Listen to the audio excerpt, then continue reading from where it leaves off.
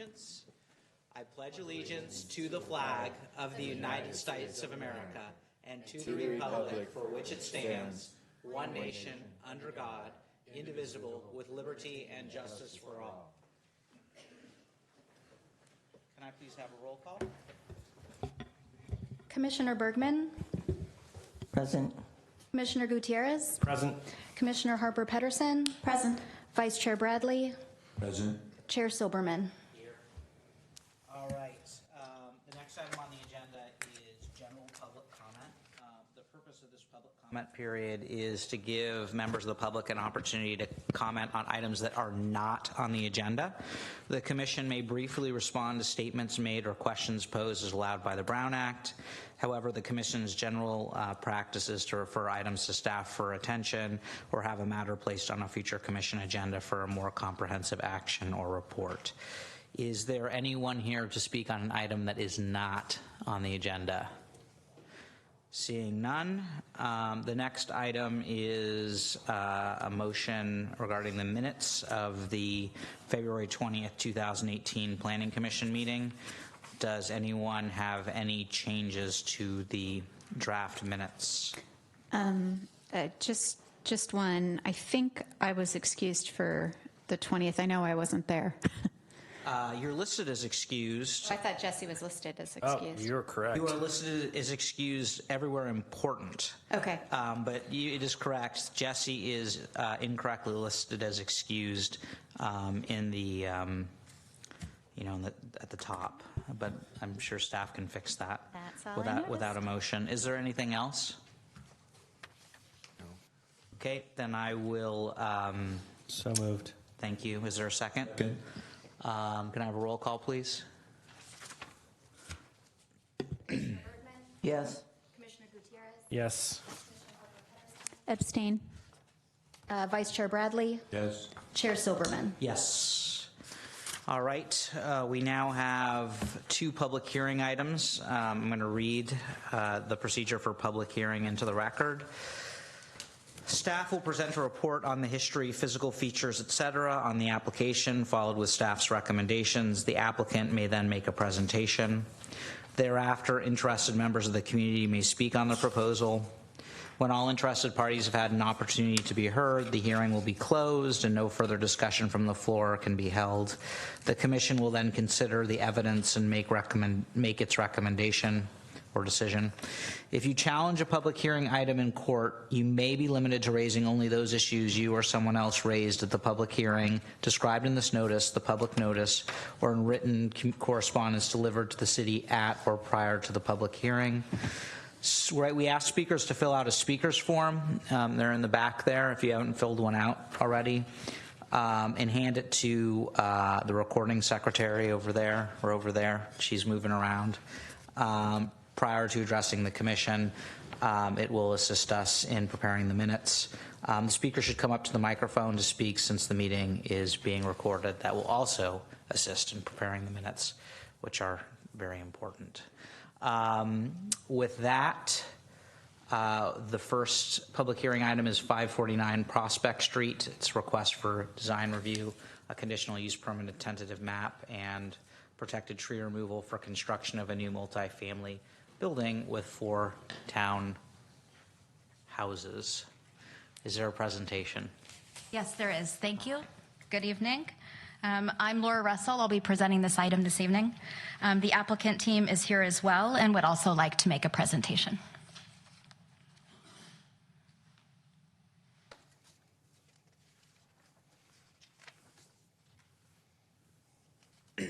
So as described in the staff report, the entitlements before you this evening are for design review, conditional use permit for the parking location, as well as for the parking quantity, a tentative map for condominiums, and a protected tree removal permit. The site is on the east side of Prospect Street between San Carlos Avenue and Magnolia. There are single-family houses on either side, and the property is currently also developed with a single-family home that would be demolished with the project. The lot size is about 6,500 square feet. The general plan designation is multiple family medium density, and the zoning is RM59 multifamily medium density. So you can see on the slide that the RM59 is the orange color. So the area immediately surrounding the site, although it's been historically developed with single family, is RM59 multifamily zoning. Here is the general site plan with Prospect Street on the left-hand side, and you can see the first floor garages, which serve the 4 townhomes.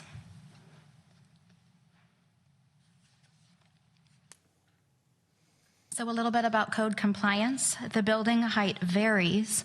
At the sidewalk grade, it's 38 feet 2 inches, and then it steps down with the slope in the back. It's 3 stories with parking at the first level and the 2 floors of living space above that. And then the uppermost level is just the access to the outdoor private balcony or deck area. The project complies with all setbacks and other numerical development standards. In particular, the proposed floor area ratio is 1.3, where 2.0 is the maximum. Each unit has a 2-car garage, as I mentioned, on the lower level. Through the review process, the applicant has revised the project in response to staff design feedback, as well as neighborhood comments. Those changes have been incorporated for the Commission's consideration this evening. The building is contemporary in design, while also including a more traditional gable roof element to create a relationship with the traditional single-family homes in the immediate area.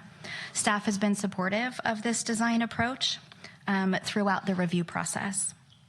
The primary exterior materials are cement board with integrated charcoal color and horizontal wood board. And we do have the samples of those too, if you would like to see those up close. Frameless glass guardrails are proposed for the second floor balconies, which can be seen here on the right side.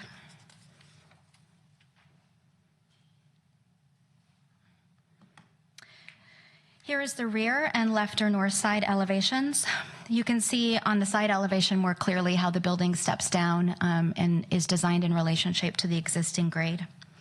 The windows as an additional exterior element are anodized with a charcoal finish and are proposed to have a 3-inch recess which a little exceeds the code requirement of 2 inches.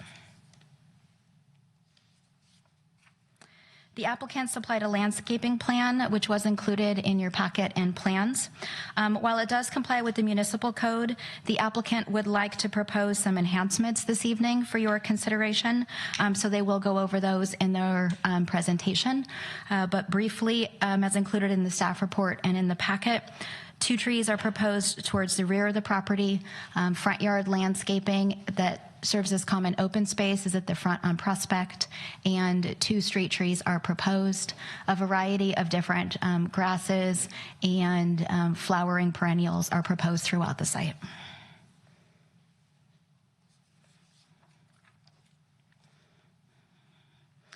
The municipal code requires 8 parking spaces specifically for the units, which the applicant is providing, and then 2 guest parking spaces. And they're requesting a parking reduction for those 2 guest parking spaces.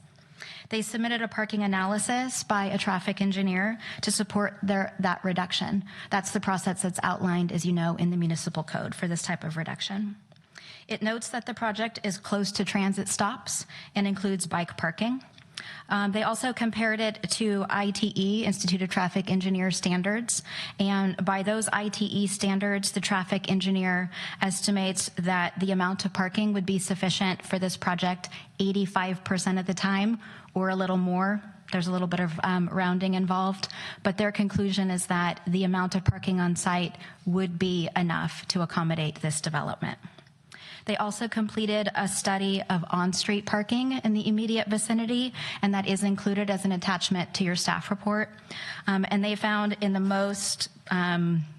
least available time, I guess you would say, there are 13 spaces available on this block of Prospect Street the night that they inventoried it.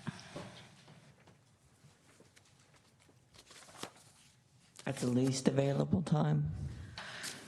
I was reporting to you the time when the least number of spaces were available. Thank you for the clarification. The second aspect of the conditional use permit is for the location of the parking, and they are proposing parking within 40 feet of the street-facing property line. It is a townhouse development, so those parking spaces are within the building envelope. There would be a planted front yard, and the vehicles would be screened from the public view. So staff does find that that criteria in the code could be met. They're proposing a tentative map for condominium purposes. It has the standard requirements and conditions, so I won't go into any detail, but I'd be happy to answer any questions if you have any on that entitlement. In regards to tree removal, the applicant may be providing some additional clarifying information this evening on this, but as reflected in your staff report, there are 5 existing trees on site. All of those are deemed significant by our municipal code, and all of those trees would be removed. The replanting plan in the staff report includes 2 trees on site in the rear yard, which would be 36-inch box size, and 2 street trees, which would be 24-inch box size. But they do have some additional information for your consideration on this topic. So we're removing 5 existing, but replacing it with 4, but we'll have further explanation. 2 on site and 2 street trees. Okay. But I think the applicant would like to provide some additional landscaping or some additional plans for you this evening. So the applicant held a neighborhood meeting for this project and for another project that they are working on, a joint meeting. And they also created a project website. They did revise the plans in response to those comments, but there were a number of comments that came in over a large amount of time. And so those are summarized in your staff report. But there were comments related to privacy, thoughts about massing, concerns about parking, concerned about construction staging. So those are outlined in the staff report as well as the applicant's responses. We did send the normal notice to meet the legal requirements. We had a resident come to the counter to ask to see the plans. We received 1 letter of support in advance, which was included in your packet. And then we received a couple of emails today, which were distributed to the Planning Commission on the dais. Those came in pretty late in the day, but those were emails that had concerns about the project.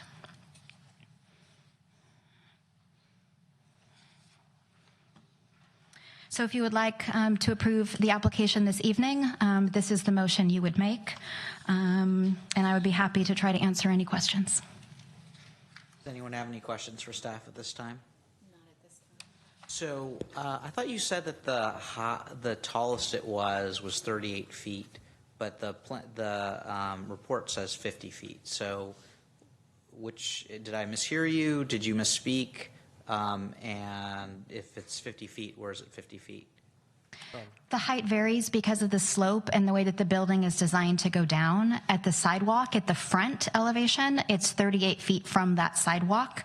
But in terms of how we measure in the municipal code, the tallest point is at the rear of the property. And at that point, it is 50 feet to the highest point of the building. Okay, it just looks, because it steps down and it didn't look like there was that much slope. So there's actually, it must be 15 plus feet of slope between the front and the back. It goes down 15 feet.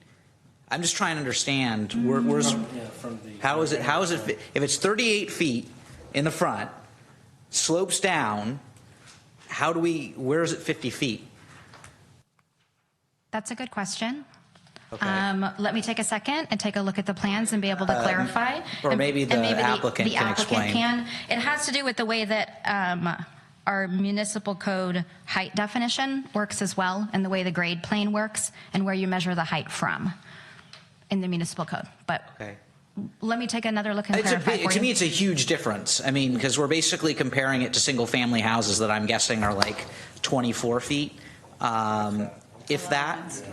So we're basically, if we're comparing 24 feet to 50 feet versus 24 feet to 38 feet, I'm sounding like a kindergartner now.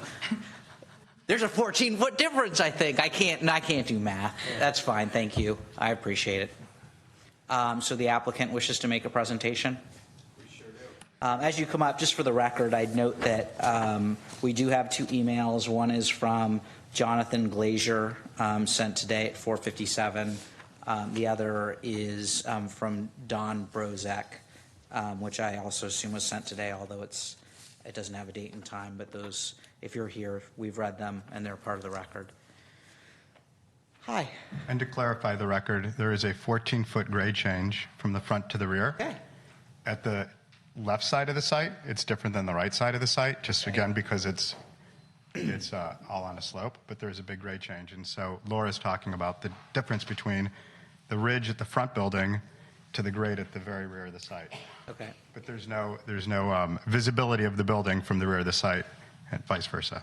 So even though it's a step down, Yeah, so it's 50 feet above grade at the back? Above existing grade. No, Of the so existing grade? the rear townhome Yeah. is 38 feet above the rear of the lot. The front townhouse is 38 feet above the front of the lot. And so what we're talking about is a measurement from the ridge of the front townhouse to the lowest point on the site at the very rear of the site. Okay?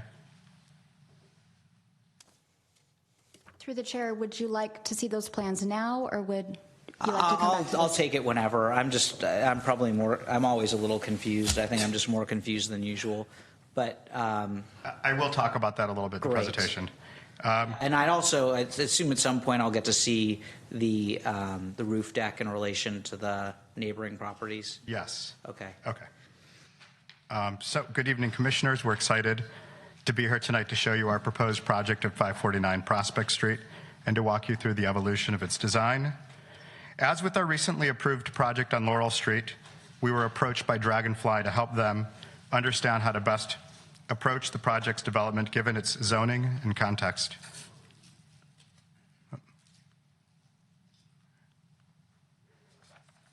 As seen on the city's zoning map, our project is literally on the transition where the downtown San Carlos abuts lower density residential uses. This is reflected in the site's RM59 zoning, shown in orange, and the green star represents our site. Our immediate neighborhood contains an eclectic mix of building types and sizes, including commercial uses along San Carlos Avenue and an apartment building at its intersection with Prospect Street, and those are shown again on this graphic. Multifamily buildings on both Prospect and Sycamore Street. There are multifamily buildings on both Prospect and Sycamore Street, which is located behind our project to the east. The RM59's transitional zoning allows for the development of an apartment building at 50 feet in height and with 9 dwelling units. And that scheme is shown here in yellow. We took a different approach to reflect the site's context. We're proposing a for-sale townhouse development, a use that's more compatible to single-family houses. Townhomes by nature allow for a much smaller project by not having shared amenities like parking, a parking garage, a lobby, mechanical rooms, elevators, and stairs, exit stairs. We're proposing less than half of the allowable density with 4 townhouses. Our project has a street-facing height of 38 feet to the ridge or 27 feet to the gutter line.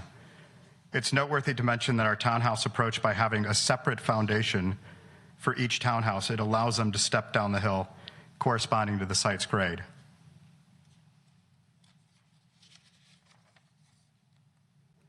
The project's form and details have evolved extensively based on feedback from the city and our neighbors.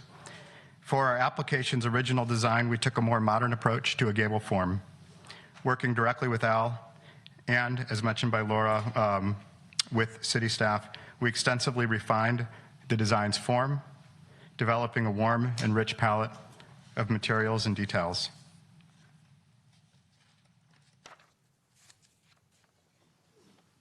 The predominant materials include natural wood and an integral stuck color, smooth finish cement plaster. We took design cues from some wonderful precedents, and we're showing those to you tonight on this slide. And those are also in the drawing set. But there's no, go back, so looking at the lower left-hand corner, Yes. the lower right-hand corner, There's no areas of landscaping like that with your project, right? Because it's basically up to the property line on both sides and pretty close to the front, right? We do have landscaping on all 4 sides of the property, and I'll show you that in the drawing. I'll clarify that. On the natural wood, I mean, how is it? I mean, natural wood fades, and there's a lot of treatments that are put on the natural wood nowadays that make them fade not as quickly or at all. Can you explain that? It's a great comment, and I typically have avoided using wood on projects because of this issue. The product that I've given you, and also a product that we proposed for use on Laurel Street that I talked about, is where they combine technology and wood. And in this case, what they do is they steam petrify by bringing it up to an extremely high heat, thereby making it Stone. It makes it very hard, but it removes all the sugars that pests like.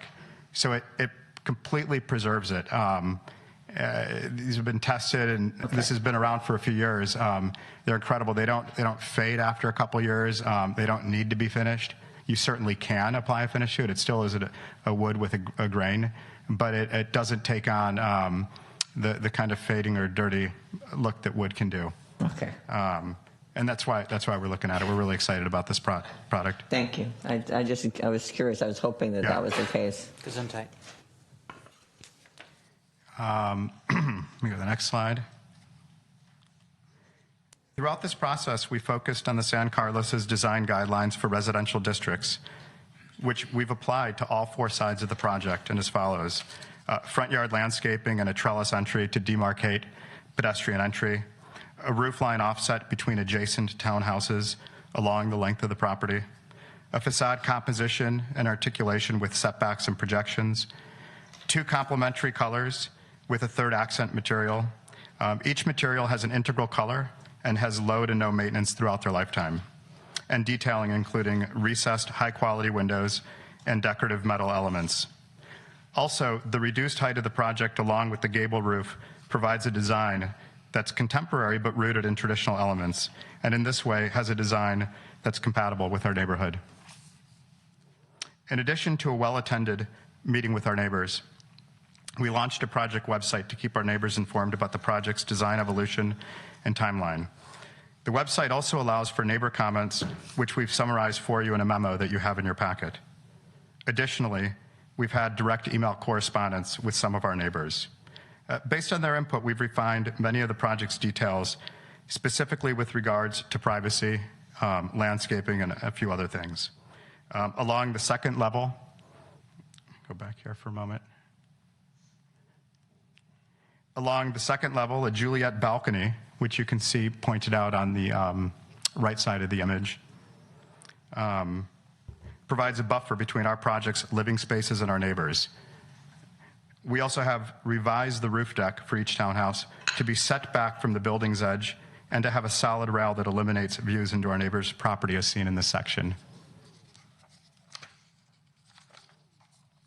Our across-the-street neighbors were specifically concerned about the project's impact on their existing bay view. Given the site's slope and our project's lowered height, we've demonstrated that, although visible, our project does not have an adverse impact on their views. We've worked closely with outer space landscape architecture to develop a palette of rich plantings and details to enhance the sidewalk experience while helping to create a more verdant outlook for our neighbors. In particular, we're proposing a lot of planting along the property lines, which will help to provide buffering and screening. Since the submittal of the Planning Commission drawing set, we've increased the quantity of compliant landscaping from 15% to 23%. And my image up on the monitor is showing some of those changes. I was planning on handing out a revised landscape set, but our architect wasn't able to do that today. And so my plan is to submit that to the city tomorrow and discuss the changes and show you on the screen that we're talking about doing. So we have 23% of compliant landscaping. In actuality, we're landscaping 64% of the site when including all the site's hardscape, fencing, and property line plantings. The site's paving will be permeable, decorative, and beautiful, not a nondescript pour-in-place concrete. And you can see a few images on the bottom right-hand side of options that these could be. Regarding trees, in addition to the 4 currently proposed we propose to add 3 more. That would give us a total of 2 along the sidewalk and 5 on site. And I'm showing some proposed locations for those. It would be an additional tree in the front yard, 4 along the backside. There's also a possibility of planting some thin but taller trees along the driveway up against the fence line, as was done on our on a recently completed project at 1536 Cherry Street, and you'll see those trees along their driveway. My plan is to try to finalize those details and submit that set tomorrow. The layout of each townhouse is as follows. At the ground level, each has a 2-car garage, accessed along the south side, and residential entrances to the north side. The second level contains living spaces, while the third level contains bedrooms. Can you go back a second? There was supposed to be 2 guest parking spots. Where are those in comparison to, if there's 2 for each unit, where are those? Are they in front of there? The They're ones that are asking for parallel, the ones that are reduction. perpendicular to? They don't exist. Oh, they don't exist because Yeah, of it's a the, conditional- there's a the conditional closeness to the request for conditional transit. use for that. Okay, gotcha, Yeah. okay. Yeah. While you're on there, so where is obviously I can see where the trees are, but where is the additional landscaping going? I mean, what is it replacing? I mean, it's not replacing structure, right? So, Right, from the 15%. yeah, so where's the other 8%? So we had an area toward the rear of the lot where we were doing communal trash collection. This is an example. We've removed that, so if you look in your drawings, you'll see that shown. What we've been finding on some of the other townhouse projects is that there's a preference to just having trash cans in your garage and bringing them up to the street versus a shared enclosure at the rear of the site, which requires some folks to walk all the way back and then all the way back up front and so on and so forth. And so we redesigned the back to gain some square footage. And is that the entire 8%, or is there some somewhere No, else? there was also miscalculation on our part in the drawings. Okay, So, all right. yeah. Last but not least, Pardon me. project- I'm so sorry. Can you go back to just quickly the next slide? Okay. And then the slide after? Okay. What's the square footage of each condominium? Dylan is gonna. 22 or 21, some change. Yeah, I didn't quite know if I got the number right. Exactly. It's on the cover sheet of the drawing set, and 1,766 gross square feet for each. Okay. Thank you. You're welcome. And there'd be a condo association attached to this, correct? Absolutely, yes. Last but not least, our project will include green building and sustainability features not commonly seen in today's construction. In particular, most of the building components will be fabricated off-site and using light gauge steel framing. Assembling these parts on-site affords an approach that takes a significantly shorter time to build and results with fewer materials, material deliveries, and construction workers on-site. It's a huge benefit to our neighbors. This approach also creates much less construction noise and waste and allows for a higher quality construction. So you're actually putting in solar shingles that'll actually absorb and that'll actually contribute to the electric grid? Absolutely, yeah. Oh, that's So- wonderful, okay. Right, so working with the mechanical engineer, we're designing these to be zero net energy and all electric, no gas. Okay. So they produce the energy from the sun that they use, heating, cooking, water heating, air conditioning, lighting, everything, car charging, all those types of things. And we're looking at using the shingles, not panels, just because they're much more complementary. They don't stand out like another element on the roof. The steel framing provides fire and earthquake resilience, not seen with wood framing, resistance to mold, mildew, and pests, and doesn't shrink or expand over time, which increases the overall durability of the houses. Off-site fabrication benefits we previously noted.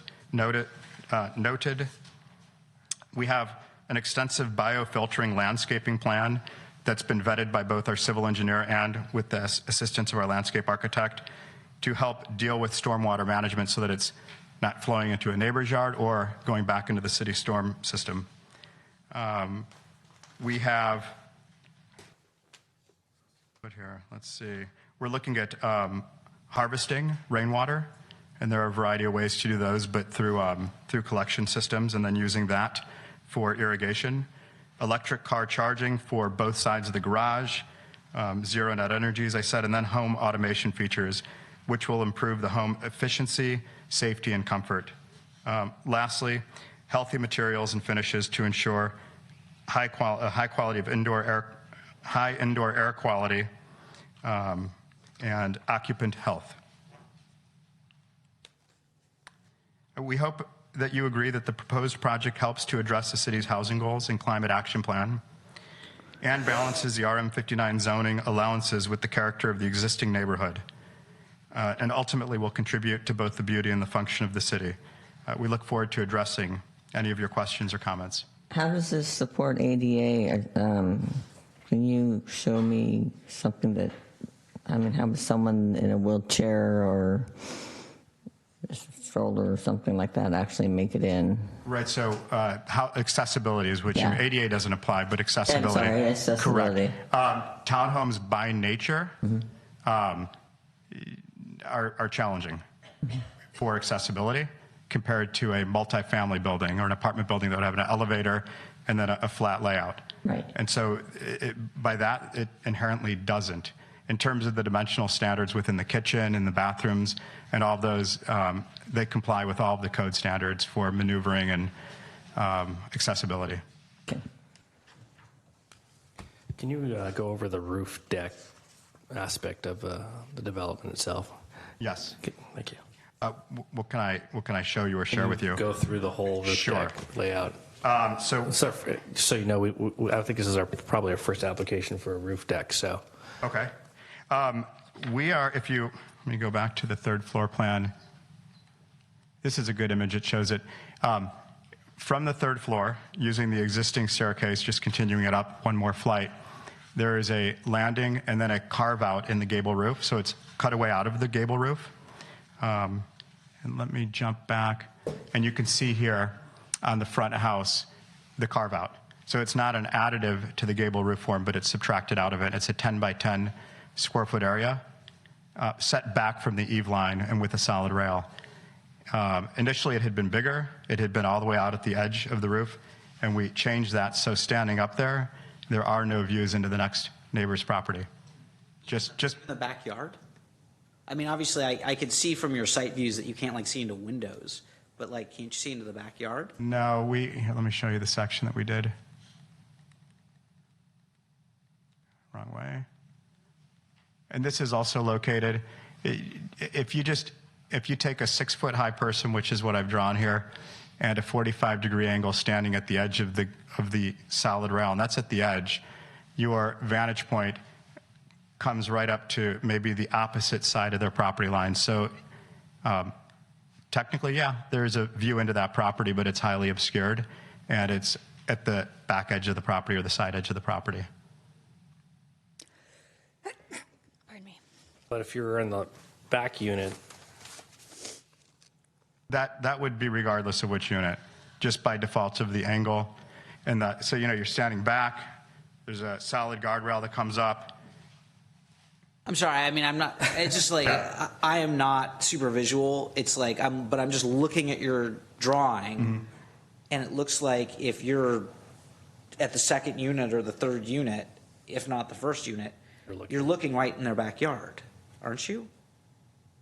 I mean, I don't understand how you could not be. I was horrible at geometry, but yeah, I'm coming to the same conclusion. Is my diagram not helping explain? Not really. I Okay. mean, I don't. This isn't a personal criticism. It's just I'm not getting how you would. I mean, and I'm not saying that that's a dispositive factor, but from a privacy standpoint.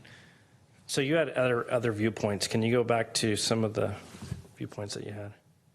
Which drawing? You were flipping around. So Got it. This one? that was a different one. Higher up, so we can see the yard. Oh, gotcha. Yeah, let me do that. And that's all the way at the beginning. Right here. Okay. Yeah. I mean, I'm trying to. So you're looking at the roof. I can't zoom in. So maybe the very last condo, and I see what you mean by it being obstructed. well, we've got Yeah. So, I'm sorry. We should also note, though, because it's important to note, there are existing trees that we're not touching, and you can see one in the right side of our neighbor's yard. There's new trees that we're planting. The roof deck has been pulled back from the edge of the building. It's got a solid guardrail. If you stand up at the very, very edge of it, you're still looking down at your own roof, which is beginning, or because of your height, obscures views into a lot of the neighbor's property. The view you're going to have is going to be on the opposite side of their property. I wish I could explain it in a more graphical way. I don't have a rendering from up there. I'd always be happy to generate it, but we look at privacy as a two-way street. We don't want to provide somebody with a house where their privacy is impacted, especially for their outdoor space, nor where we're doing the same thing to a neighbor's property. And so we've taken that seriously. May I ask another question about the third story? Is there any additional storage up there, or is that entire thing just a walk up to that roof deck? You mean the gable roof? Correct. Yeah, there would be some non-habitable attic space Okay. that could be used for storage. It could be used for mechanical systems. Yeah, and if you see where I'm going, I'm trying, because people around here tend not to use their garages for their cars. They tend to use it for their, what's the scientific word, crap? If there's additional storage already built into the third There is, floor, and that might help. Can you give me a square footage? I don't have a square footage of We that. I can mean, it's also- a square footage of the size of the floor size of it. below. Okay. We can also require, I would think, that, Isn't it already city code that you're, we've been through this before, right? Where the city code says you're not supposed to put your crap in your garage, you're supposed You're to put still your supposed car. to be able to and- drive your car with your crap in your garage. And if, Yes, that's and the if code, from someone what I actually understand. complains to the city that you have to Correct. remove your stuff and That'll drive your make for car a in very there. exciting hometown days. We when we all also start telling we also on do each have other. storage throughout in the ground floor, some of which is code required. Okay. And the garages are 20 by 20 feet. I have a 20 by 20 feet garage in my house, and I have a lot of stuff stored in my garage as well because I drive a VW Golf. And this might not be the appropriate time for this question, and it's directed more for the city or for anybody on the commission that can remember. But I feel like for the townhomes, for the project we approved closer to your place, David, near the Tongan Church, didn't we require, or the developer required that they had to park in their garage as a part of either the PD We plan? added that in, even And though it was covered under the Right, It and wasn't so in can that be something that's included in here, that they have to park in their garage? And in that plan, they had additional driveway space too. I actually thought we were being too mean. Yeah, they had additional Whereas guest this one space. has no Guest driveway parking, space, yeah. and it seems like a reasonable expectation to require that they park in their garage. Do you guys know what development I'm speaking of? Running right at the corner of Devonshire and Yeah. Club. Right. I don't know the details of It's that one. Gateway, I think it's the name of the development. Lisa Costa Sanders might know the details of that. Do you want to speak to that project? Or, yeah, if we could. Put Lisa on Again, the sorry spot. if I'm Yeah. messing up the order. Just occurring to me. Storage is on my mind. 2811 San Carlos Avenue, it's 11 new single-family homes, is the one you're referring to. Right, And so they did have a requirement that the garage spaces, the 10 by 20, be kept free and clear for parking. And that was a condition that was added, and it was also required to be included in the CCNRs. Is that something we can include for a project like this, or is there something special that differentiates the There wasn't two? anything unique about that Okay. development. Thank you, Lisa. I've prepared a lot of CCNRs on projects in the past with my land use attorney, and lots of things can go into CCNRs, as was just mentioned, including something like that. By design, I've also designed a lot of projects where it had a garage adjacent to living space, where there's a tendency to want to use that for habitable space. On one project, a drumming studio. For this kind of project, it's not adjacent to a private yard. It's not really connected to the interior of the house directly. You go up a flight of stairs. It, by design, is really designed for cars, but if there's a desire for us to put something into the CCNRs, we could consider that. I would have to run that through Dragonfly. Yeah, I mean, if you wanted that, I have no problem adding that to the conditions. It's fine with me. It just seems like this is a more appropriate project to do it versus the one on Club Drive that Lisa mentioned, only because they had driveways. So, okay. I would agree. Those are my only questions for now. I know we haven't heard public comment yet, so I may have more questions after. Thank you.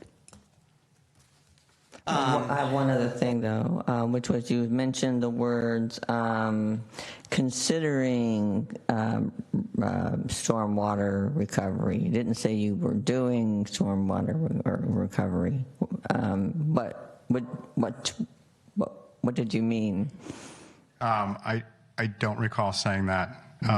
What we are doing is in the civil drawings that you have and in the landscape drawings, doing a lot of on-site water retention and filtration. Stormwater might have been the wrong word. Right, so for stormwater harvesting, for collecting rainwater, yes, we are going to do that. Okay. I haven't identified the system for doing it, but there's a really nice one called a rain hog, and it's just a really slender box that sits on the side. It can sit inside the garage. There's a variety of ways to do it, but it takes up very little dimension and holds quite a bit of water. Okay. But for the purposes of all this site's irrigation. Okay, Yes. thank you. So does anyone have any additional questions for the applicant at this time? Is your traffic engineer tonight? Is he here? No. Yeah. So nobody from W-Trans is here? No. Okay. So I'm still trying, and staff can do it, I'm still trying to figure out where this is 50 feet.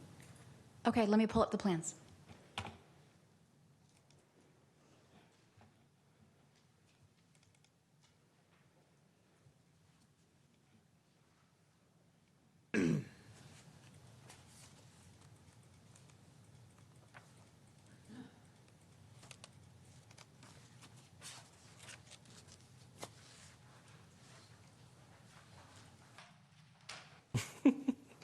Not responding. Laura, go to sheet 3.0. Oop. Let me try to use the mouse here. Oh. Okay.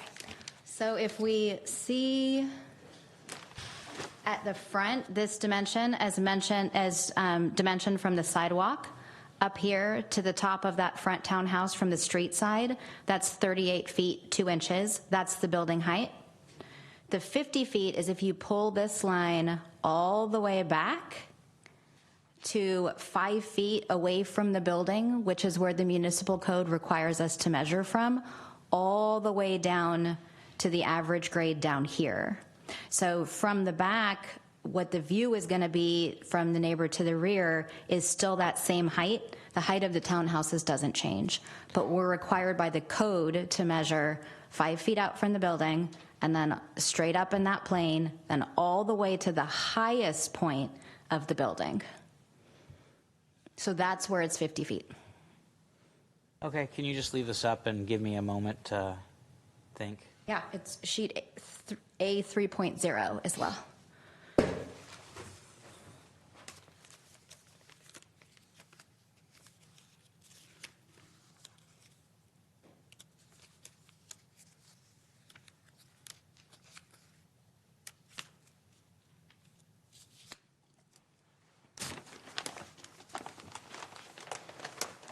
Okay, thanks. So now it's the opportunity for folks who'd like to provide public comment to provide public comment. So far, I only have one speaker slip, and there are a lot of people here, but we'll start with the one I have. Robert Estrada. My name is Robert Estrada, and I live at 520 Prospect Street. And I really like what I see that you've done with the lot size that we've got. My whole concern is on a much larger scale that this isn't really community development, it's lot development. And there's plenty of samples up and down the peninsula of where this has gotten to be 40 years old and looks like hell. it lacks the consistency, and this is not something that they can control. It's just something that I think needs to be considered in how projects like this are approached. I don't think you guys can do anything about it. There needs to be some way for the two people who are in between this lot and the one that is for future development to sell their houses and keep their tax base. Because if I had to sell my house right now, I couldn't afford my taxes, much less a new house. And this is just something I think that needs to be considered. I'd love to know where I can go higher than this to start to get input into that outside of running for public office, because I don't want to do that. I just wanted to let you know, but I think they've done a very good job of trying to mitigate within the constraints that they've got. I just think that the constraints are too tight. Are you referring to the step down from the higher building to the lower building? I'm talking about the fact that basically when you look at it, even it shows in the pictures, you've got low houses, and then you've got this tall thing. That's survivable. But then the property next to them, eventually someone will buy it and they'll build another tall, narrow building.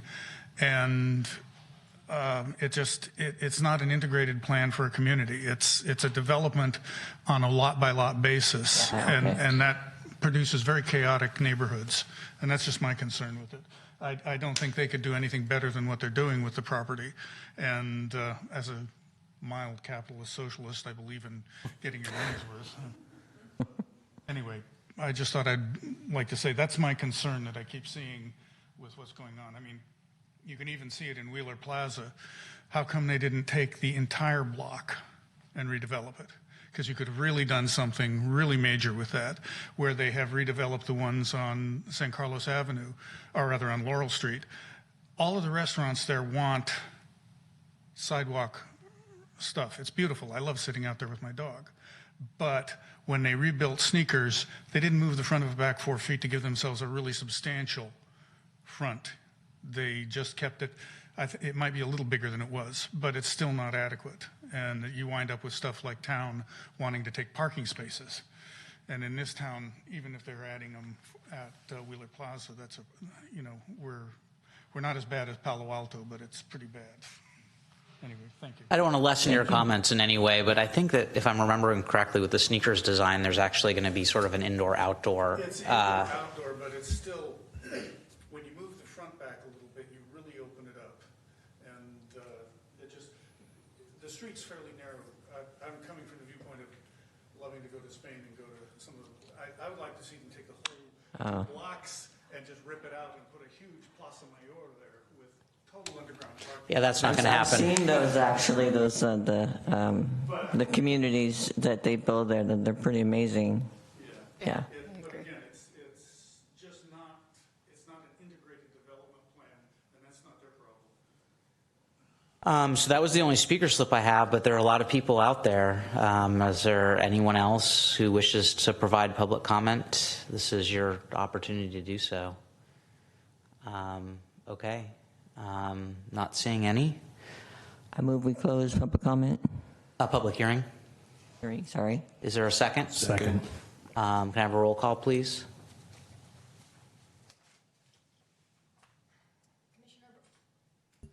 Commissioner Bergman? Yes. Commissioner Gutierrez? Yes. Commissioner Harper Pedersen? Yes. Vice Chair Bradley? Yay. Chair Silberman? Yes. So, discussion among the commission. I would really like to see the requirement for parking, or for keeping the garage clear for parking in the driveway as a CCNR. I think it makes sense and would alleviate many of the concerns I read. I would support that.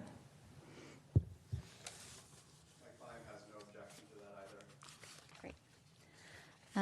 So who can speak to the traffic? This is the traffic analysis, not really a study, right? Parking analysis. Yeah, parking. Can you speak to it, or because I've got a few questions on that? How about, let's try this. You ask the questions and maybe between myself and Laura. Okay. So one of the questions that I had, well, two things. One, you guys did, this is actually not related to that, but you guys did a public outreach for 2 developments. Correct. So should we assume that the next development that you're going to be proposing is going to be fine on the parking requirement, or is that going to be amended? I mean, you have a traffic study or a parking analysis based off of potentially the approved use right now, with maybe 2 exceptions for the conditional use. Is that going to be amended when you, I'm assuming you're going to use W-Trans again for the analysis with that other project? Yeah, if this project's approved, the other project would take into consideration an approved project. Okay. There was lots of mentions on spaces that were available, but none of them were ever, we don't have a map of where they actually found those spaces. And there is a word that they use, immediate vicinity. What does that mean? I mean, is there a definition for that? Maybe staff has a definition what immediate vicinity means? I mean, is there a Several metrics? hundred feet, Yeah. more than that. I mean, because they're using basically, from what I could tell, San Carlos Avenue, Prospect, Magnolia, and Cedar. That's a pretty large area. Were these spaces more on Cedar? Were they on San Carlos Avenue? I can't tell you. I do know when it comes to transportation engineering, there are standards for how they measure everything. I just can't tell you what that standard is. I don't know, Laura, if you know what kind of standards are used for that. Well, I want to make sure that this is reflected in the record. So, Mike, if you can make an effort to come to the microphone so that we can get everything recorded. I was just looking at the report. It's on packet page 56, I think, is the most detailed description of where they surveyed. So I understood it to me that they surveyed Prospect and Cedar between Magnolia and San Carlos Avenue, and on San Carlos Avenue between Prospect and Cedar. So that's the middle of the paragraph that starts part 1.c. So yeah, then it goes on to say there were at least 2 available spaces during peak evenings in the immediate vicinity of the project site. What is that? I mean, what is the immediate vicinity? I took that to mean the survey area. Okay, so the whole area is the immediate vicinity is their definition. whole survey area. That's how I took it. I did not ask that specific follow-up question of the traffic engineer.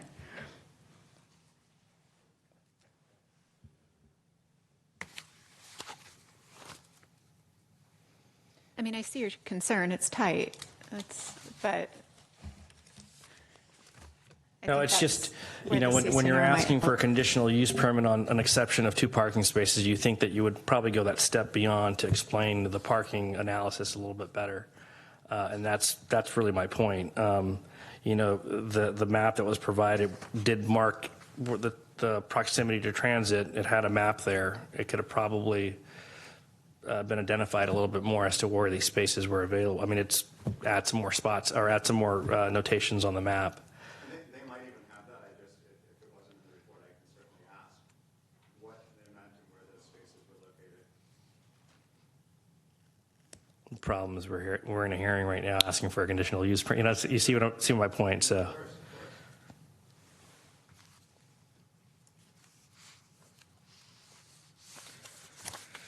I don't have any more questions for right now. I have just some comments. I do want to say that I noticed and appreciated the adjustments in design. I do think, despite its height, that it fits in better with the neighborhood and looks more like a neighborhood frontage, and I appreciate that. I also really liked the materials used and the colors used, and I absolutely love the sustainability features, and I just want you to know that doesn't go unnoticed. So. Yeah, from the design standpoint, I mean, I'm very happy with the design. Yeah, I echoed that as well. So does 18.29 of the zoning ordinance, the design review findings, do we need to make that? Because I didn't see those in the report. Do those apply to this project? Do we have to make those findings? I mean, I'm specifically, looking at 829.060D, that the project has been designed to be compatible with neighboring development by avoiding big differences in building scale and character between developments on adjoining lots in the same zoning district, and providing a harmonious transition in scale and character between different districts. Do we have to make that finding? You do have to make the design review criteria findings that apply to this particular project, so yes. Okay. I mean, like, just to be frank, I was prepared to vote no today. I mean, I was keeping an open mind. I have kept an open mind. I think this is a beautifully designed building. I mean, absolutely gorgeous. And if you wanted to put it on Laurel Street, I would have zero reservations whatsoever. But now I'm struggling a little bit because I was expecting a whole bunch of community members to be here and complaining about it, and nobody's here. And I feel a little weird voting no when no one seems to be opposed to it. I don't think it's gorgeous. I mean, it is a beautifully designed building. Features are wonderful. It's fantastic. It's not. It's also not quite as massive as I thought it was based on the report, which is why I was focusing on the height. It's not as massive as I thought. I mean, I was envisioning something that was in places twice as tall, 3 times as tall as the neighboring houses, and it's not. Mm-hmm. But man, it is just.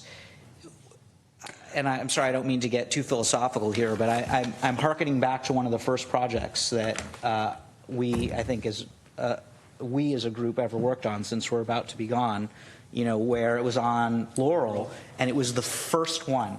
It was the first one that was going to be 50 feet tall, although we ended up reducing it. It was the first one. And we had this discussion about, well, you know, the other ones are going to get built up too, and so it's okay. You know, we kind of got comfortable with the fact that we were doing it, and I think it turned out all right. But I just don't see these other houses, you know, being developed soon. And it goes to Mr. Estrada's point. You know, I think we're going to have one massive house, and then for some significant amount, it's going to look weird. So that's what I'm struggling with. These examples exist when I drive all around San Carlos. And whether or not those look weird is certainly a personal opinion. Unfortunately, I'm one of 5. Some I think look weird. Some I think do not look weird. Uh-huh. I was walking by 1536 Cherry Street now that it's finally finished tonight. I don't think it looks weird. Right next door is a brick 12-foot high bungalow. There's a massive building on the other side. Is a massive building. On our street is a massive apartment building across the street. There's other apartment buildings nearby. I'd like to say yes. I mean, I just drove it. I mean, that apartment building it does not feel legit. I know it's only like 3 houses away. It doesn't feel like it's part of that little mini community. Certainly, I understand that. I think the fact that there is not a line of people speaks to the outreach that we did, the changes that we made, the website that's been informative. We had a lot of people with the same mailer come to our community meeting, and everybody got put on our notification list that then got included on the website. The other difference, though, is that when I presented Laurel Street to the commission a few months back, we initially went to those neighbors with a 50-foot high building on Laurel Street, code compliant, and learned both from the city and from the neighbors that everybody wanted to see the height reduced by 1 story and by nothing greater than 40 feet. Some claiming that it was a mistake of zoning, should never have been done, and so on and so forth. Lesson learned, approaching this project, we didn't do that. We didn't come close to that. We didn't come close to designing a box. We designed a gable roof and kept a lower height. And so I think that's why you're not hearing or seeing concerns about that type of thing or about its height. Or maybe I'm mistaken and they're all going to sell and develop their properties. In which case they haven't called me yet. Yeah. David, I was struggling with the height a little too, mostly because the very top of it seemed only like roof deck, and there's part of me that goes, gosh, it's just stairs to a roof deck. Is that wasted, height? Can something be done? And the reason I'm ultimately leaning the other way is that the area doesn't have any outdoor space, and I like the gable design. So I have to admit, I feel you, and I was there. I'm me always talking about 49, 51. It just pushes me over the edge, knowing that A, they get some outdoor space, which I think is needed when you live in a climate like this, and B, the other issue is that both the houses next door are 1 story, but of course they could always build a 2-story per. Oh, I'm sure they'll at least build a 2-story, if not develop it into something I feel like you. this. It does look. It does. It's. I mean, Right. it's so beautiful. Even its beauty is out of character. I mean, compared to the. No offense, Mr. Estrada. No. The houses next to it are flat roof. Yeah. And it's kind of like. Right. Yeah, we actually did talk with staff and with Al about a flat roof on this project, which would bring it down to that gutter height. And there was a strong preference to keep it as a gable roof, that even though the building's taller, it does something to minimize the appearance of volume and provide an aesthetic that's more residential in character. And we talked about that. We talked about eliminating the gable on the back house, on other things. They're providing something, and this is the direction that was favored by staff. I see some reaction in the public here, and now we closed the public hearing part. We can reopen it if there's a. Yeah. Okay, so if there's people, I see a hand now, and I see some nodding. It's fine. Someone want to make a motion to reopen the I public move to hearing? reopen the public hearing. Is there a second? Can I have a roll call, please? Second. I think we already got one. Sorry. Sorry, I beat you to it. Yeah. Commissioner Bergman, Yes. Commissioner Gutierrez, Yes. Commissioner Harper Pedersen, Yes. Vice Chair Bradley, Yes. Chair Silberman. Yes. So if you'd like to speak, if you don't mind coming up to the microphone, it would be lovely if you introduced yourself, although you don't have to. And if you could fill out a speaker slip later, that'd be fantastic too, but you don't have to. Yeah, hi, I'm James Layton. I'm at 543 Prospect Street, which is right next door. It's on the left side there, the north side. And when I first saw these plans, I really thought it was like a cruise ship had docked into the neighborhood. And I think the design is nice, but I agree that it's really out of character for the neighborhood. And the setback I know is accommodates our neighbors on the other side, but it's really close to my house. It's only 5 feet away. And there's large windows, and they go all the way up. And so I struggle with the size of it. It's just huge. And again, it just feels like a cruise ship is docked right into the neighborhood. So why were you resistant to saying that? I really felt like this has been a slow motion project. I mean, it was a year ago that we had the neighborhood meeting, and I really felt like it was a done deal when I came to this meeting, I just felt like it was a done deal. But again, the height is just it's huge. Yeah. How long have you lived at 543? 6 years. Yeah. And we enjoy our backyard tremendously, and but it's gonna block the morning sun that we have, and I know that they're using that palm tree as a reference, and that palm tree is way the heck up there, and to imagine that house being right there, it's just gonna be a solid wall, and I know I had submitted comments about the visibility into our backyard, and at least we don't have balconies on our side. So. But you have the wall. We have the wall, yeah, with windows, large windows looking out. So, yeah. Is there someone else who wanted to speak? Thank you. Yep.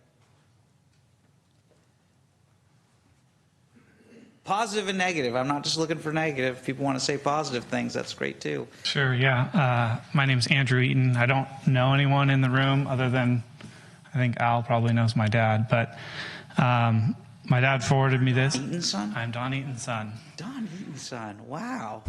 So I grew up in San Carlos. I don't know, is that good or bad? I don't know. It's pretty good, I think. He's usually here to talk on In behalf. general, He I think it would be forwarded pretty, it to me. I mean, it's good. It's good and almost. I'm just I don't wondering know anyone for else you. in the room, so no He got one's the hand off buying me a this drink. one. I don't live in the neighborhood, but my first home was on the east side, and so it was affected by the transit village, and so the height was a big deal when East Side people were organizing.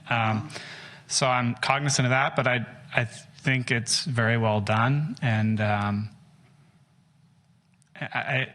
there was a property, I'm up on the Alameda, but there was a property behind us that was always 2 lots, and I came to the design review board on that, not because it affected me, but I was just more curious than anything. And I was kind of blown away because they're like 4-bedroom homes. They had 2-car garages. I think you could fit 4 cars in the driveway in addition to the 2 in the garage. And all the neighbors came and said, "Oh, but they're going to park on the street." And I'm like, so it's like, Which one of us were responsible for that? If you're here I don't know if that was first, me if you're or here if that- first, No, it was my you. crap's more important than your crap or something. I don't know. So it's like, I don't know. I just don't think it holds any water. But there's nowhere else for them to park. I mean, I guess everyone's fighting for the street parking, but no, I think it's very well done. It's beautiful. And I think I don't know. Part of me is, I used to work in commercial real estate. And I mean, that's the zoning, right? It's downtown. It's on the outskirts of downtown, but it's downtown. So to me, it's kind of like it will eventually all kind of get developed out. There's apartments on the corner. On the other side of the street, there's the big complex. I can't remember. Then there's a home, and then there's like a 5-plex. I don't know. But I'm sure that's all gonna, I don't know how long it's gonna take, but it's kind of gonna happen, right? So I think it was well done. I don't know. Those are my comments. Seems reasonable to me. That seemed like a mixed pro and a mixed against when it comes to the park. I mean, you were kind of in the middle on that one, but okay. Now Don usually comes and he loves all the developments. I don't know. Wait, hold on. Yeah, he is, because he's a real estate guy. But he wanted the transit village to be higher. Yeah. And since I had an east side home, he didn't care. He's like, no, I said it should be lower, and we still fight over Family that. dinner must have been interesting. It's interesting. Your dad was right. There was someone in the back. Did you want to?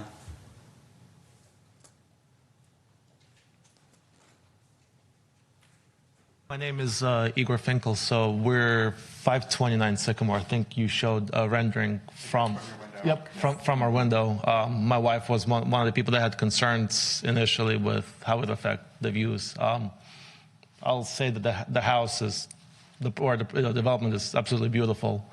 I had personally similar concerns to you, where I think, while the design is beautiful, it's very modern or contemporary. It's amazing. The reason I didn't speak up was because, right? I mean, you drive around, you see developments everywhere, and I think in my head I've resigned that whether I like it or not, high density housing is going to be built, and so I can some of my concerns with the renderings that were done were at least partially, addressed. Parking, I think, is definitely a concern. On the Sycamore side, there's no parking, right? So we use, whenever we have people over, we use the Prospect street for parking, and our property is one of the properties that goes kind of to both streets. So it's not uncommon for us to park along Prospect. That is a concern. I think that's been voiced by several council people here today.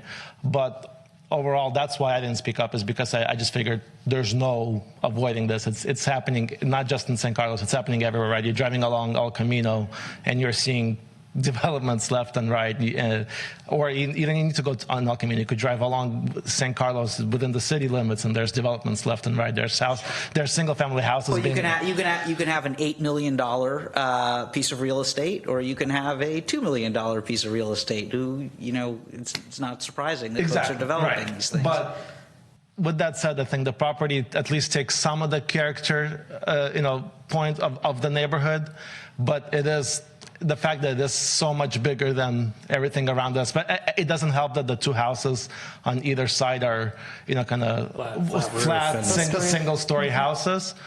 So it makes it accentuates the fact that it's so big that much more. But yeah, it just makes it more. Yeah.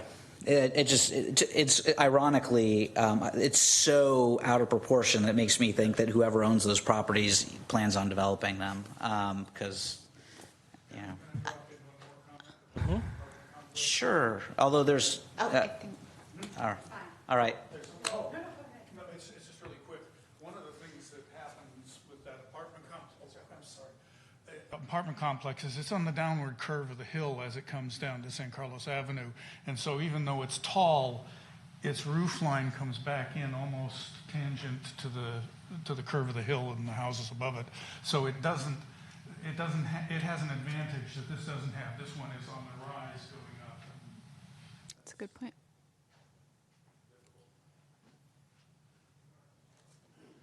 My name's Mariana. I'm the director of the board of the HOA for the 1700. We're the other building there. Our concern that we had when we met regarding this was parking. And you did address that by having 2 spots per unit. Because as of right now, if you ever look at Prospect, you can never find parking after 6 o'clock.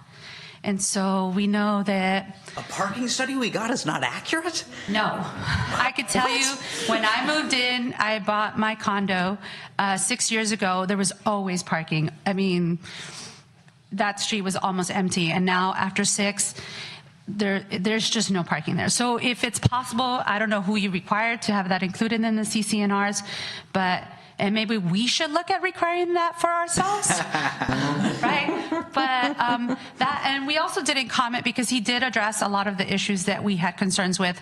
The style, beautiful, I want to move in, but it doesn't quite fit in with the city, but we understand that we are a city in change. So I don't know if that's the change we want to go in, but that's where we are. But I do appreciate the environmental implications, the parking considerations, and that you took all that into consideration, and aesthetics of making it 4 units with the roof line. Thanks. All right. Keep your eyes open. So I'm Ryan Fell. I'm at 530 Prospect Street up there. So I actually think this is. I came in and I was expecting to really not like this, but over the last couple hours, I've read the. You're 530 Prospect Street. Okay. Up and over. All right. From the top there. Okay. So you can't develop your property. Yeah, I know. You live in there. I'm actually looking at the Senate Bill 827. That would be my way to which I'm sure is a big discussion around here if we get that passed. But a couple things that do come to mind is that if we develop 549, it'll prevent some company coming from buying all the yellow you see there and on south of Prospect or east of Prospect and putting one larger one. So at least I'm not gonna have to look at quite a big of a monolith because it's in the middle there. So from my perspective, that's a one. I do worry quite a bit about James's Light at 543. It commented, and I know that they did a little work they did attenuate some of those. Some of the concerns that we said in May, and that's kind of why I'm here in support. I mean, they did a good job. I mean, of attenuating some of our concerns. If there's a way to get it shorter, that would be better, but I don't know. I think that the style is right. I think this is a win for the San Carlos general plan, that they want to have the higher density close to transit, and this is what it is. I think this helps accomplish that goal. I just wish that it's a little less impact for James Light specifically, but it does prevent the one big monolithic company in a block that might come in there. So that's why I like it personally. Okay, that's helpful. Thank you. Yeah. Anybody else? All right. Motion to close the public hearing. Close the public hearing. Second. All right. Can I have a roll call, please? Commissioner Bergman? Yes. Commissioner Gutierrez? Yes. Commissioner Harper Pedersen? Yes. Vice Chair Bradley? Yes. Chair Silberman? Yes. David, at this time, can I ask the developer just to respond to something from public comment? Of course you can. Okay. Would you mind coming up and responding to some, particularly the concern about your neighbor at 543? I'm curious, have you had any discussions with the neighbor prior? Have you adjusted the design to help alleviate some of his concerns? Was there a light study done? Am I asking too many questions at once? No. Yes. I'll start with the last question first. No, you're not at all. Yes, we have the comments from the neighbor. I believe written not only from our outreach meeting, but comments written in on our website, all of which are in the commissioner package. 543 has, for the front half of the parcel where the house is, I believe I had counted, there's 3 windows. Is that correct or not? It's a pretty private side of the house. The portion of the property that's not as private is the rear yard. Okay. Along the rear yard, yes, our living room has larger windows. Two windows for the back 2 units that do face into 543's yard. At the 3rd level where the bedrooms are, it's pulled back 10 feet, has much more modestly sized windows. And I don't anticipate there being, from those windows, a privacy issue for bedroom windows in particular. Just watching how bedroom windows function, there's no outdoor spaces facing in, and so it comes down to those 2. One of the things that we have looked at but haven't finalized in the landscape plan, but I'm happy to, is in the landscaping strip, we have a 2 to 3 foot wide landscaping strip running along that side of our property, and then a fence. Our neighbor had asked if we could get a taller fence than what's allowed. I think we're showing 6 feet. We certainly can put a taller landscaping element along it. One thought would be some trees that have more verticality, but not a lot of lower crown growth, so it wouldn't impact the walkway, but would allow filtered light to come in through those windows. And we can always look at reducing the size of those living room windows. They're large, I will admit to that. And so I feel like there are certainly some things that can be done toward that, whether landscaping or a window modification for the rear 2 houses in particular. Thank you. And then did you do a light study to see how the morning light would impact? Was that something that was requested, and did you do it? It wasn't requested. We Light didn't do it. shadow No, we have a 3D Okay. model. I mean, we can. But just looking at the orientation and the neighbors in particular, they know exactly how the light comes in. Right. The one thing the light study has a hard time doing, in particular on this site, is it has a challenging time understanding the topography, and there's a lot of topography here, and it doesn't take into consideration accurately existing trees, of which exist. What the neighbors know is they know what it's like today, and they can easily speculate what it's going to be like at different times of the year, at different times of the day. Right.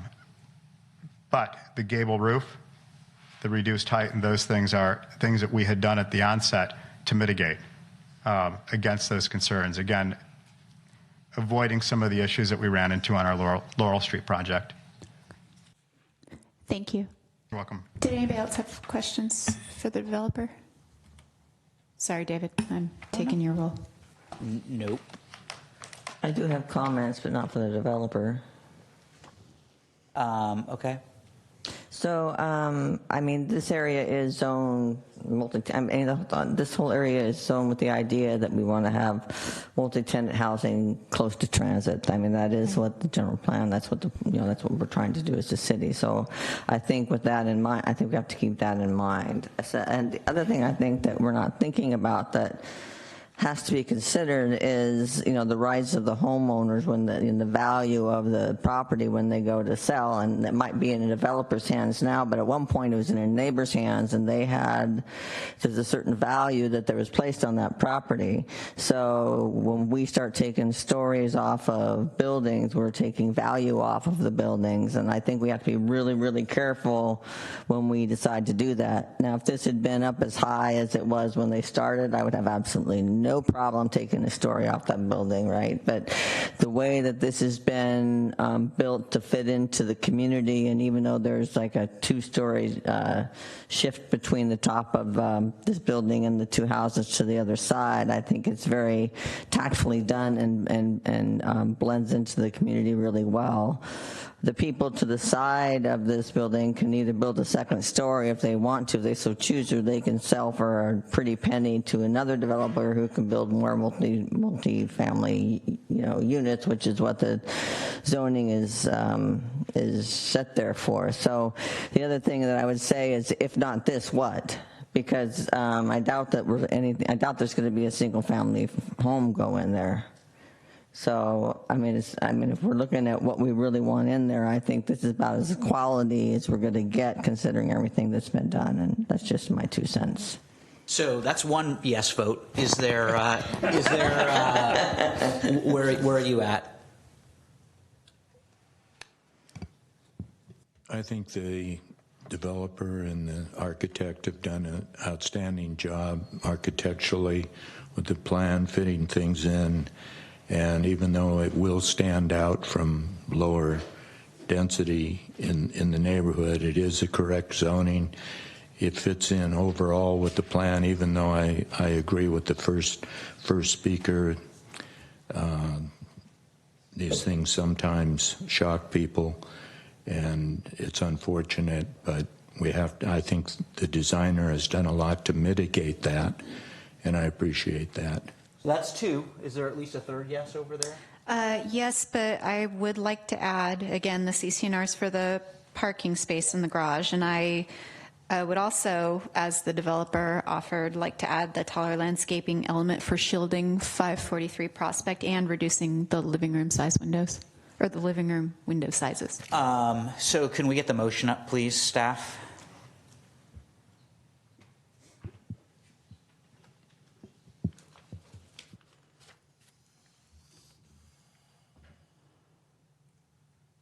So I move that the Planning Commission grant approval for design review, conditional use permit, tentative map, and protected tree removal permit to allow the construction of 1 new 3-story building with 4 townhouses at 549 Prospect Street, APN 034-150 for the reasons incorporated in the staff report, with the conditions in the conditional use permit, code compliance certificate, and the tentative map certificate, with the additions that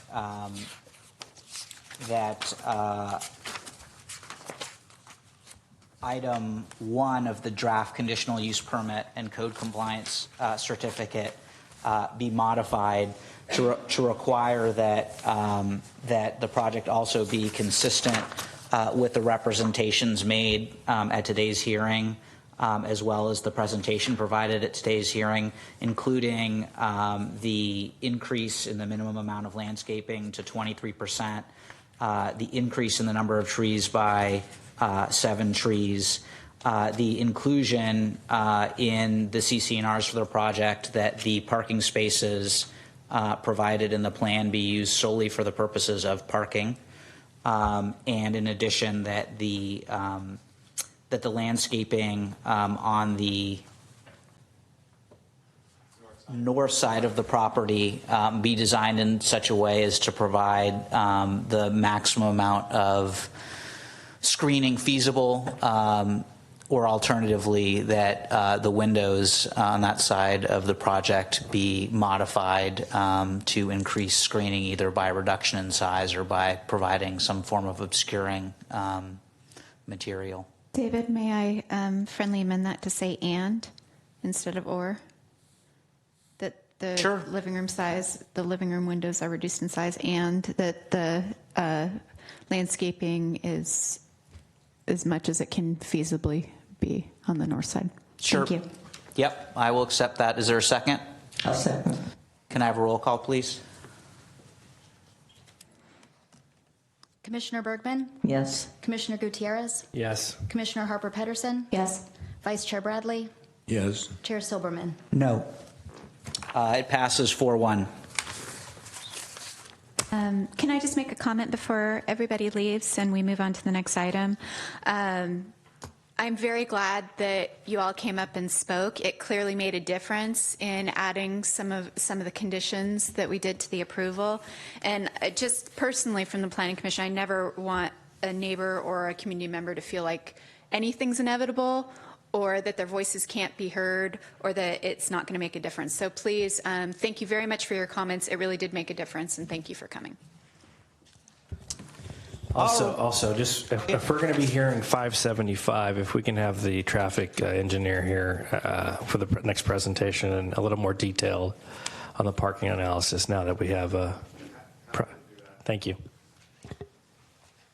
All right, so moving on to the next public hearing, consideration of a resolution recommending the City Council adopt the ordinance amending San Carlos Municipal Code Section 2.24.155 and Section 18.26.040 relating to the Residential Design Review Committee. I was secretly hoping everybody was here for that. I was going to say, I think there's going to be a lot of public comment on this one. Can we just go to the motion? Okay. Sorry, okay. Skip. The meeting purpose is to receive public comments, make a recommendation on the ordinance. The RDRC was created in 2007. It replaced the Exception Design Control Committee when updates were made to the Residential Design Review regulations. As you're aware, the RDRC reviews additions as well as new single-family residences. The RDRC currently consists of one planning commissioner that's appointed by the commission, two city council members that include a design professional and one resident. We have had recent issues trying to fill the vacancy on the committee, and also there's been some committee member absences that have caused us to cancel several meetings. What's before you tonight, the recommendation is to amend two sections of the municipal code, one's in the zoning and one's section 2.24 that describe the composition of the RDRC committee, and replace that by city council resolution. As you're aware, a city council resolution can more easily be updated to change, according to the design standards of the community at the time and the review level. So what we're recommending from that composition that would be established by City Council resolution is that there would continue to be a planning commissioner appointed by the Planning Commission. We'd also add the opportunity to have an alternate member if that planning commissioner was unable to attend the meeting. And then have an architect or a licensed design professional that's under contract with the city to serve on the RDRC. So concurrent with this, we'll be going out with an RFP, request for proposal, to have a team of licensed professionals that would be available on an on-call basis to serve on the RDRC. And then finally would be the community development director or his and her designee would serve as that third member. The ordinance is exempt from CEQA. And here's the motion. Should you choose to make it be a recommendation to City Council, I'm happy to try to answer any questions. What's the definition of the community coordinator director? Is that someone like Bonnie? The community development director is Al Savay. So it would be a staff member, a planning staff member. So that would eliminate any community member. The planning commissioner would serve in that role as the community member representative, correct? Bonnie, do you have any comment on this? I believe she does. All right.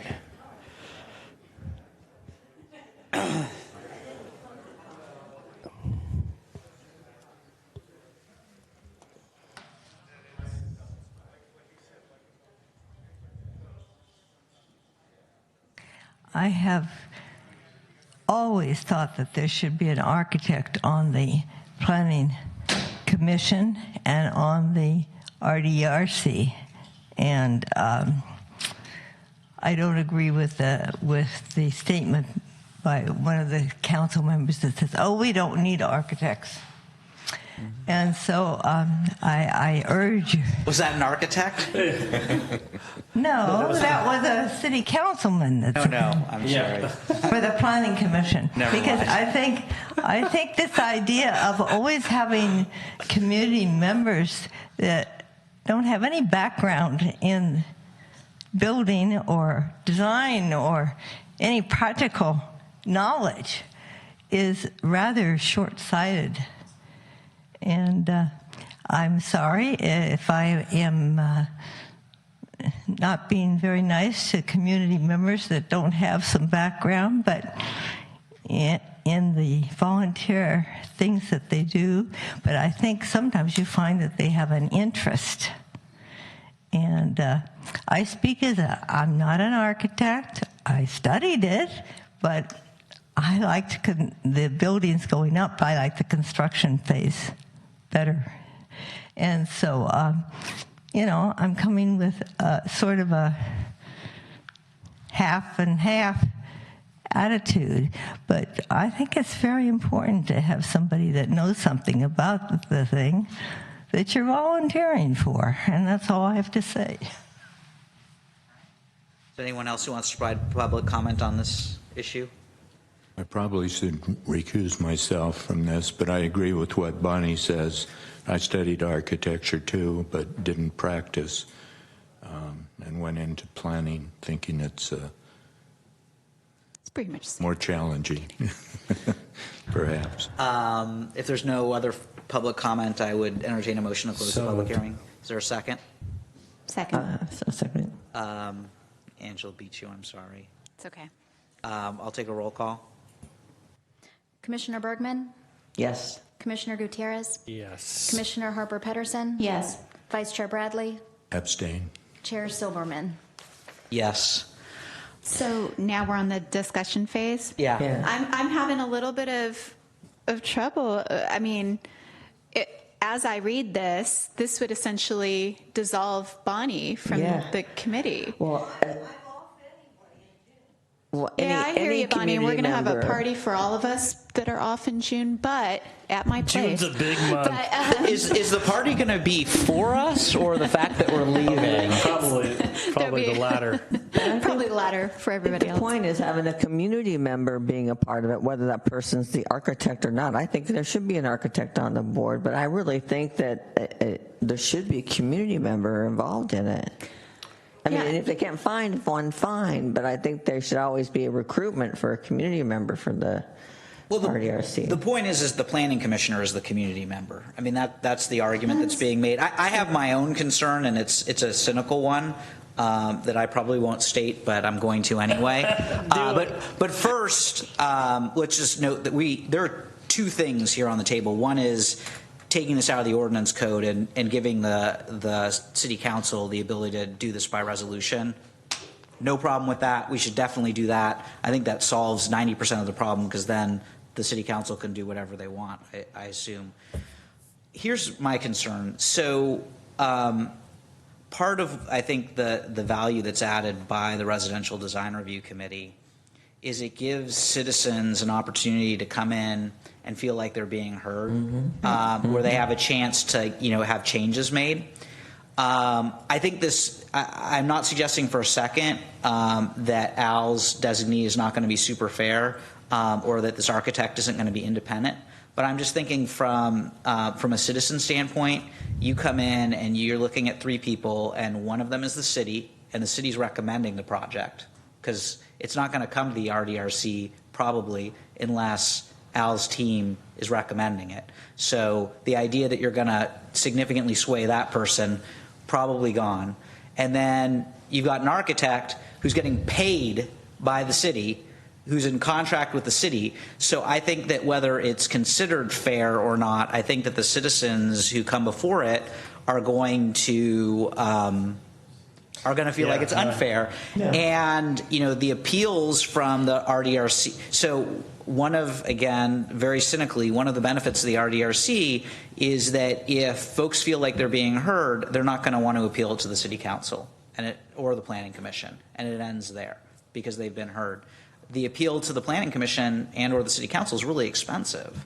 So I don't know. I just wish there was some other composition, that wouldn't create the impression to cynical community members that they're not getting a fair shake. May I ask a question of the chair? Al, I've missed you. That's a hard yes. Okay.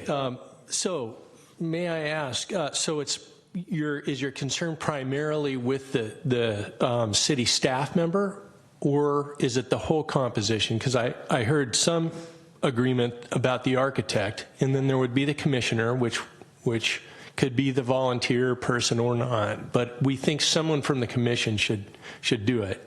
So is it primarily with the staff person? It's optics, and I could say you could eliminate the contract person, or you could eliminate the staff member. You could replace the architect with a volunteer architect, which I know is impossible to find.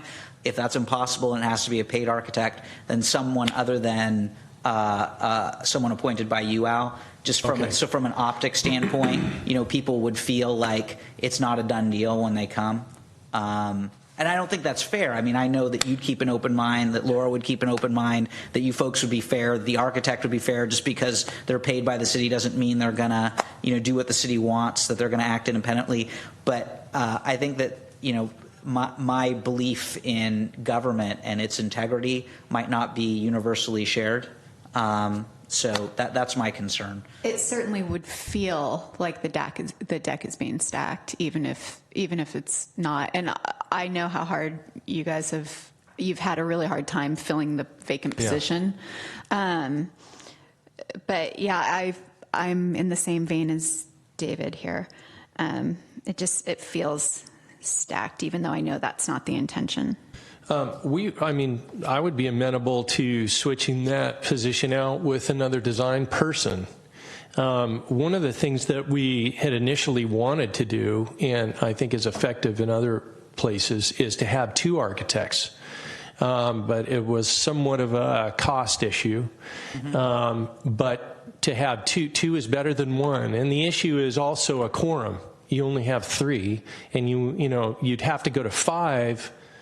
You couldn't have four, because if you have, we wanted to keep it at three. So therein, lies the difficulty. But we would be amenable if it was not a staff person. That's fine too. We were just trying to fill that position with somebody with qualifications and knowledge of design and codes and things like that. So, but we have had difficulty finding people from the community, and boy, have we tried. We have really tried. And so one option might be another paid design professional. Yeah, I mean, we could leave it open. I mean, again, this is just a recommendation to the city council where, one's a paid architect, one's a planning commission member, and one is a person either paid or volunteer with some design experience, whether it's design of buildings or landscapes. Because I thought Joaquin, added a really nice perspective. A lot of the time we're talking about landscaping at the RDRC as much as we're talking about structure design. Yeah. So, I mean, I actually think you'd benefit by having a landscape professional as much as anything else. Again, probably not easy to find people to do it for free, but maybe for a small stipend. Well, I guess that would beg the question, like, what would be a qualified person? I'm just thinking about the committee that's set up to look at the single housing zoning ordinance.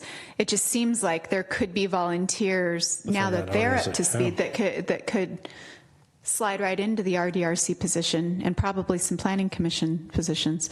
And I'm not trying to overstate. I'm not trying to overstate it, because I understand how hard it is to ramp up, believe me, in the knowledge of codes and what we can and can't do, and what we can and can't approve just because people dislike something. But man, I would still like a community member in there that has some background and experience, but maybe not. Maybe it doesn't have to be a licensed architect. Maybe somebody that served several months on this, on this committee would that would be appropriate Well, they would probably be experience. more up to I speed. mean, we could solve this problem right now. We just recommend a lifetime appointment for Bonnie for that Bonnie. third position. That would be And good, then too. we've got the third one, and she can't say no. I mean, so then we're set. recommend that they change I mean, 'cause it. if we, Exactly. I mean, she's in a subordinate body, the She is the RDRC. only So if we consistent thing on say, the RDRC. if we say it's got to be Bonnie and it's in the resolution, then it's done.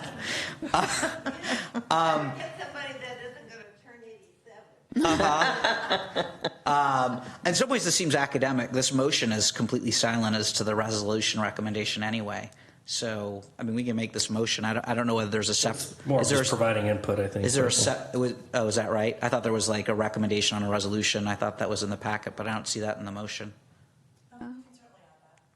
I'm not asking for it. We can just make this motion and be done. But I just want to drill down just a little bit because I think the direction that you're going is a good one in terms of your suggestion, if the rest of the commission, of course, supports that. But the idea would be that you would have that person filled by either a community member but it should be, I think, someone with design experience, and it could be a landscape experience, but somebody with a design background. Not necessarily a license, but it doesn't have to be experience, licensed, yeah. a designer, somebody with design experience, and or a licensed architect hired by the city. Because if that person doesn't show up or something happens or they go out on leave or whatever, then we would need to fill that position. And if we could have several design professionals on contract that could plug themselves in when that person was not available.